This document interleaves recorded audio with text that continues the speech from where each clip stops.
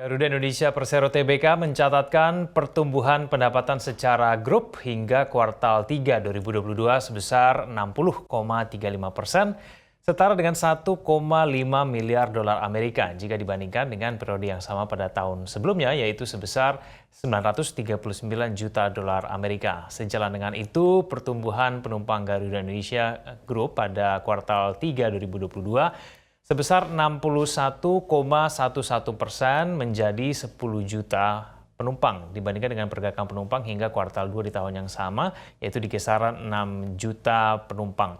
Untuk mengupas lebih dalam mengenai restrukturisasi Garuda Indonesia apakah sudah berjalan, kita sudah terhubung dengan Direktur Utama PT Garuda Indonesia Persero Tbk, Bapak Irfan Setiaputra. Pak Irfan, selamat siang. Selamat siang. Assalamualaikum warahmatullahi wabarakatuh. Waalaikumsalam Pak Irfan, terima kasih telah bergabung bersama kami di Zona Bisnis BN Channel. Pak Irfan, semester pertama di tahun ini Garuda Indonesia meraup laba 57 triliun ya. Apa saja kemudian yang mendukung sehingga kemudian bisa meraup laba 57 triliun ini, Pak Irfan? Ya, jadi mohon difahami ini adalah sebagai konsekuensi logis dari upaya restrukturisasi hutang yang kita lakukan melalui PKPU. Jadi sesuai dengan aturan akuntansi yang diberlakukan, kita memang harus mencatat, walaupun ini tidak secara cash, secara buku kita harus mencatat hasil daripada penurunan hutang kita akibat dari tercapainya homologasi di PKPU. Jadi dengan penurunan hutang kita itu harus dicatat sebagai pendapatan dan penghasilan, yang kemudian berdampak kita memperoleh keuntungan sepanjang semester pertama 2022 sebesar angka tadi 57 triliun rupiah. Jadi ini non cash dan ini mayoritas memang disebabkan oleh proses homologasi. Jadi itu yang mungkin jadi banyak pertanyaan banyak pihak ya, kok tiba-tiba bisa melonjak gitu dan dianggap melakukan financial engineering. Enggak, ini purely kita mengikuti aturan akuntansi dan ini sudah diaudit oleh auditor independen yaitu PwC, ya kan? Gitu. Jadi itu kontributor terbesarnya. Oke, Pak Irfan, apakah kinerja positif ini bisa menutup utang Garuda ke depannya? Ya, jadi gini, kinerja positif ini adalah non cash, ya kan? Kita tidak menyatakan bahwa hutangnya hilang. Yang terjadi adalah hutangnya terrestrukturisasi, baik itu lewat dua mekanisme ya. Yang pertama pemotongan hutang, yang kedua adalah penjadwalan pembayaran hutang. Jadi memang ini tidak berdampak langsung kepada kemampuan kita membayar hutang, dan hutang kita yang selama ini sudah kita sepakati diturunkan atau dipotong, itu akan kita selesaikan sesuai dengan perjanjian homologasi. Namun demikian, yang paling penting sebenarnya buat kami dan juga para pemilik hutang, itu adalah kemampuan kita untuk membayar ke depannya. Karena itu yang jauh lebih penting, dan kemampuan untuk membayar itu hanya bisa dicapai dengan membukukan kinerja positif dari operasional perusahaan kita, gitu loh.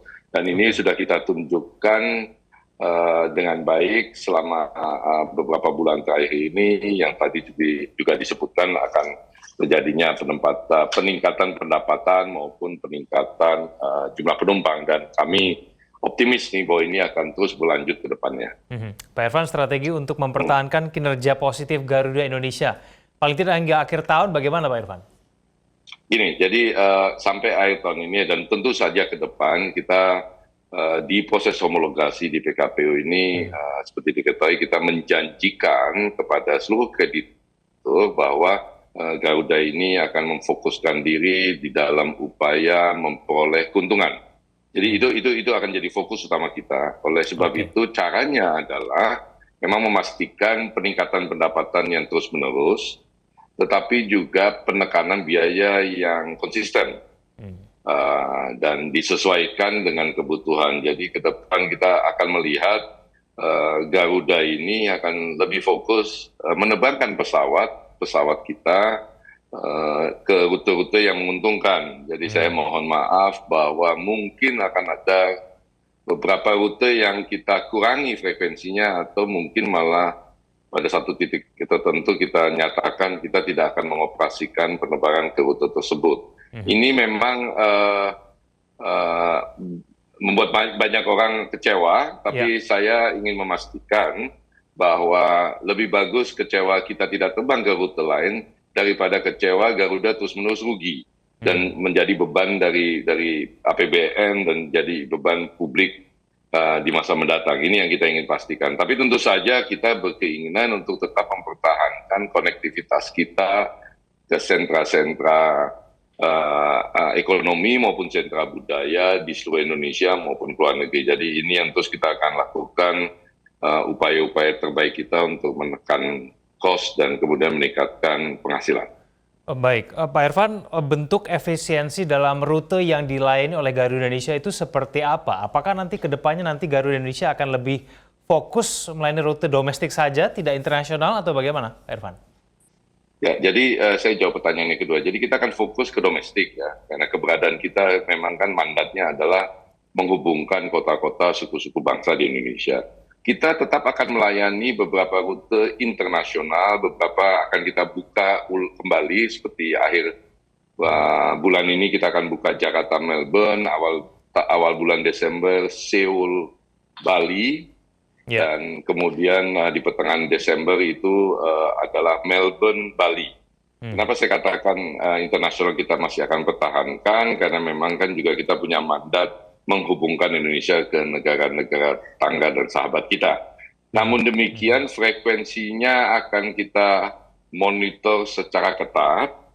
Kita mungkin tidak akan menerbangkan penerbangan kita ke luar negeri kecuali ke beberapa kota saja, yaitu misalnya kayak Singapura sama Saudi tiap hari. Yang lainnya mungkin ada yang seminggu sekali, ada yang seminggu 2 kali maupun 3 kali penerbangan. Sementara untuk domestik kita ingin memastikan bahwa rute-rute tersebut kita akan layani dengan jadwal-jadwal yang lebih ketat buat kami ya. Jadi kita mungkin akan menghilangkan kebiasaan sebelum pandemi di mana kita akan terbangkan penerbangan kita ke Bali misalnya berapa belas kali per hari gitu. Mungkin menurut kami sekarang kita kurangi, yang penting kita pastikan bahwa di jadwal-jadwal yang dibutuhkan kita tersedia. Oke. Baik, Pak Irfan, kita ketahui Garuda Indonesia ini akan segera melakukan aksi korporasi ya, mengeluarkan right issue dan kemudian mendapatkan penyertaan modal negara sebesar 7,5 triliun rupiah. Ini hasilnya nanti akan digunakan untuk apa, Pak Irfan? Oke. Jadi kami perlu luruskan dulu sebentar bahwa dana pemerintah 7,5 triliun itu bentuknya di mata pemerintah itu adalah penanaman modal. Di mata korporasi, karena kita adalah perusahaan TBK yang tercatat di bursa, ini adalah injeksi dari salah satu pemegang saham. Jadi pada waktu nanti right issue, selain 7,5 triliun yang akan masuk, kami menawarkan kepada existing shareholders atau shareholders pemilik pemegang saham Garuda hari ini untuk apakah Anda ingin berpartisipasi atau tidak. Ini proses yang sangat wajar di dalam sebuah koperasi. Apabila salah satu pemegang saham, terutama pemegang saham terbesar melakukan injeksi, bila pemegang sahamnya lainnya tidak turut serta, tentu saja akan terjadi dilusi. Jadi kita masih menunggu hari ini apakah dana yang akan masuk ke perusahaan itu 7,5 triliun atau lebih. Ya. Sementara kita pakai asumsi 7,5 triliun. Nah 7,5 triliun ini akan kita gunakan, tidak 1 sen pun akan kita gunakan untuk pembayaran hutang. Jadi ini untuk kita gunakan sebagai modal kerja, utamanya kita akan gunakan untuk melakukan restorasi pesawat-pesawat kita sehingga bisa kita maksimalkan operasional pesawat-pesawat tersebut. Karena memang selama pandemi ini ada beberapa pesawat yang kita memang status dalam posisi non serviceable, dikarenakan memang tidak ada kebutuhan pada waktu itu untuk menerbangkan begitu banyak pesawat. Yang kedua, kita punya dana yang sangat terbatas pada waktu itu. Nah, 7,5 triliun mayoritas akan kita gunakan untuk melakukan restorasi pesawat sehingga kita insya Allah menjelang akhir tahun ini bisa menerbangkan sekitar 60 pesawat dan akhir tahun depan sekitar 70 pesawat. Oke, baik. Lainnya adalah untuk modal kerja dan hal-hal yang lainnya. Oke. Yang kita sudah sampaikan baik itu ke DPR, ke Kementerian BUMN maupun Kementerian Keuangan untuk memperoleh persetujuan dari mereka secara formal. Baik. Pak Irfan, kalau kita membaca mengenai animo masyarakat untuk melakukan perjalanan pada saat ini jauh meningkat dibandingkan dengan waktu ketika pandemi COVID-19 sedang sangat tinggi. Ini bagaimana kemudian Garuda Indonesia bisa memanfaatkannya secara maksimal, Pak Irfan? Strateginya bagaimana? Ya, jadi gini, pada waktu pandemi terjadi penurunan yang cukup drastis dari jumlah penumpang baik itu domestik maupun internasional. Kita pernah mencatat drastisnya itu sampai pada hari-hari tertentu tuh turunnya lebih dari 90%. Tapi kalau kita average out itu sekitar 70%. Nah, recovery kalau kita bilang recovery domestik kita harapkan tahun depan itu sudah kembali ke masa pandemi, sebelum pandemi. Jumlah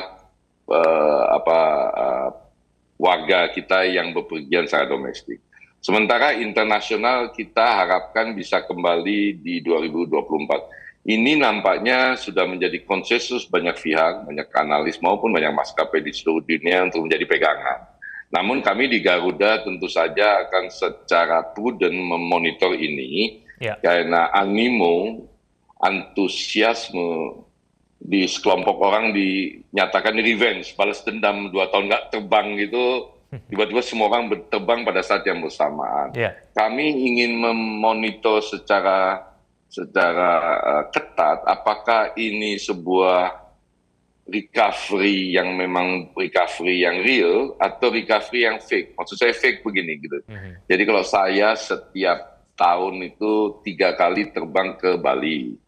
Mas tiap tahun itu ke Bali sekali dan berapa teman-teman terbang mungkin juga ada yang 10 kali, ada yang 2 kali. Karena kita udah 2,5 tahun nggak terbang, kita tumplek-plek pada saat yang bersamaan rame-rame terbang gitu. Padahal kalau dalam kondisi normal, karena saya cuma 3 kali, berarti kan mungkin saya di kuartal pertama, kuartal kedua, kuartal ketiga, Mas di kuartal keempat, kita nggak pernah ketemu kan. Tapi tiba-tiba pada saat yang bersamaan bertemu semuanya. Saya punya kepercayaan yang sangat kuat bahwa akan terjadi stabilisasi lagi dari behavior kita bepergian.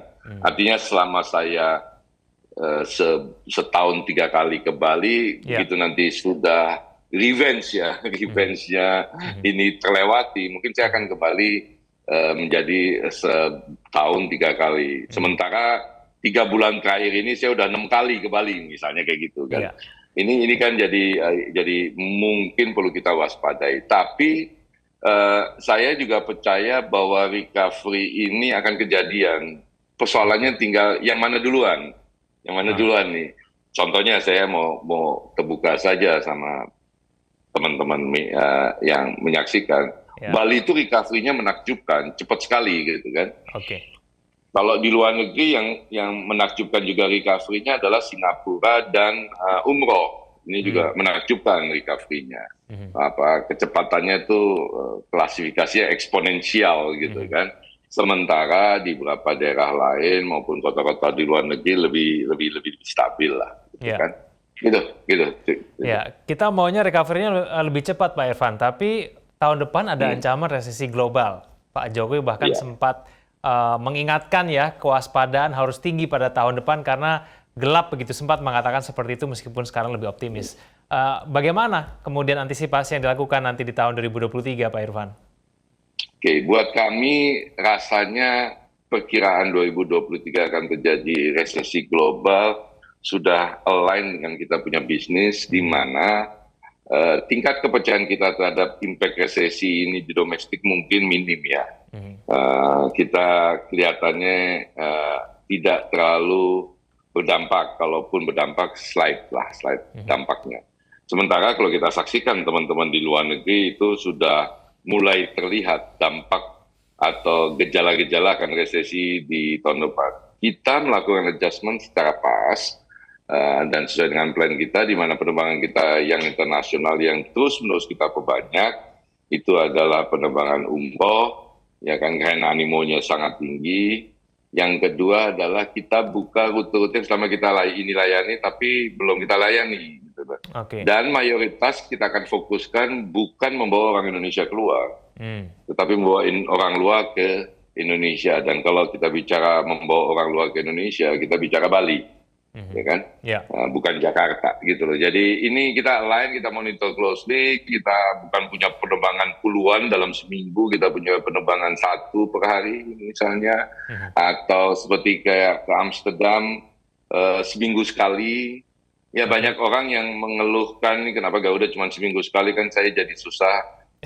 Pertanyaan saya ke Bali adalah, masa sih kita nggak bisa dapetin sekitar 350 orang yang pengen naik Garuda terbang langsung Amsterdam Jakarta, tidak berhenti-berhenti di negara-negara yang nggak jelas, ya kan?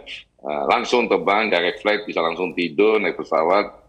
Masa sih kita nggak bisa dapetin sekitar 350 orang per minggu. Jadi dengan resesi yang mungkin akan muncul, tekanan terhadap traveling di banyak negara mungkin akan makin meningkat. Dan ini cukup kita merasa cukup pas lah hari ini. Bila resesi tidak terjadi, tentu saja kita akan tambahkan penerbangan. Semoga tidak terjadi resesi global pada tahun depan. Kalaupun terjadi, semoga kita semua sudah siap, terutama Garuda Indonesia. Terima kasih Pak Irfan telah bergabung bersama kami di BN Channel Zona Bisnis. Selamat siang Pak Irfan.